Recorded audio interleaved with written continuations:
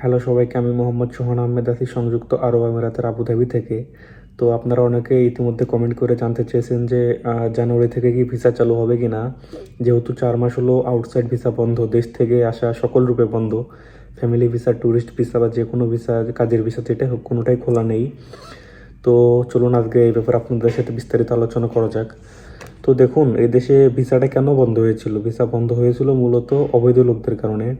আমাদের বাঙালিরা আসার পরে ভিসা শেষ হওয়ার পরও দেখা যায় তারা ভিসা রিনিউ করে না বা ট্যুরিস্ট এসে থেকে যায়। এরকম অনেক বেশি বাঙালি অবৈধ থাকার কারণে এই দেশের সরকার আসলে ভিসাটা বন্ধ করতে বাধ্য হয়েছিল। তো 4 মাস তো সুযোগ দিয়েছিল, শুরুতে সাধারণ ক্ষমা দিয়েছিল 2 মাস, সেপ্টেম্বর অক্টোবর। তো এই 2 মাসের মধ্যে যারা অবৈধ লোকজন ছিল তারা চাইলে ভিসা লাগিয়ে বৈধ হতে পারতো, তাদের কোনো জরিমানা দিতে হতো না।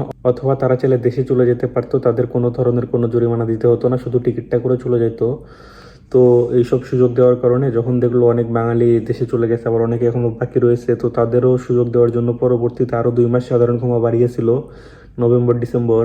তো দেখতে দেখতে ডিসেম্বরও শেষ হয়ে গেল, আর মাত্র কয়েকদিনের অপেক্ষা, 1 সপ্তাহের মতো আছে, তারপরে জানুয়ারি চলে আসবে।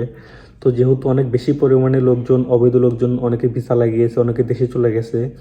তো এতে করে আশা করা যাচ্ছে যে জানুয়ারি থেকে নতুন একটা আপডেট আসবে এবং আপডেট আসার পর হয়তো বা আউটসাইড ভিসাগুলো চালু হয়ে যাবে। কারণ আমরা সবাই জানি যে আমাদের প্রচুর পরিমাণে বাঙালি দেশে ঘুরতে আসে, কাজের ভিসা যাই হোক, ট্যুরিস্ট অন্তত চালু থাকতো, কারণ ট্যুরিস্ট থেকে এই দেশের সরকারের প্রচুর পরিমাণে ইনকাম হয়। তো যেহেতু অনেকদিন হলে ভিসা বন্ধ এবং আমাদের দেশের বড় বড় টিভি চ্যানেলগুলোতেও ভিসা চালু করা নিয়ে বিভিন্ন ধরনের নিউজ করা হচ্ছে, তো এইসব থেকে আশা করা যাচ্ছে যে জানুয়ারি থেকে ইনশাল্লাহ একটা আপডেট আসবে এবং আপডেটের পরে জানা যাবে। আশা করা যাচ্ছে যে ভিসাটা চালু হয়ে যাবে। তো ভিসা চালু হওয়ার পরে সেই সংবাদটি তো আপনারা সবার আগে পেয়ে যাবেন, তার জন্য আমার চ্যানেলটি সাবস্ক্রাইব করে আমাদের সঙ্গেই থাকুন। আর আপনাদের অন্য কোনো যে কোনো বিষয়ে যে কোনো কিছু জানার থাকলে বা দুবাই ভিসা সম্পর্কে কোনো কিছু জানার থাকলে অবশ্যই কমেন্ট করে জানাবেন। আমি আপনাদের কমেন্টে রিপ্লাই দেওয়ার চেষ্টা করবো ইনশাল্লাহ। তো সেই পর্যন্ত ভালো থাকবেন, সুস্থ থাকবেন। ধন্যবাদ। দেখা হচ্ছে পরবর্তী কোনো ভিডিওতে।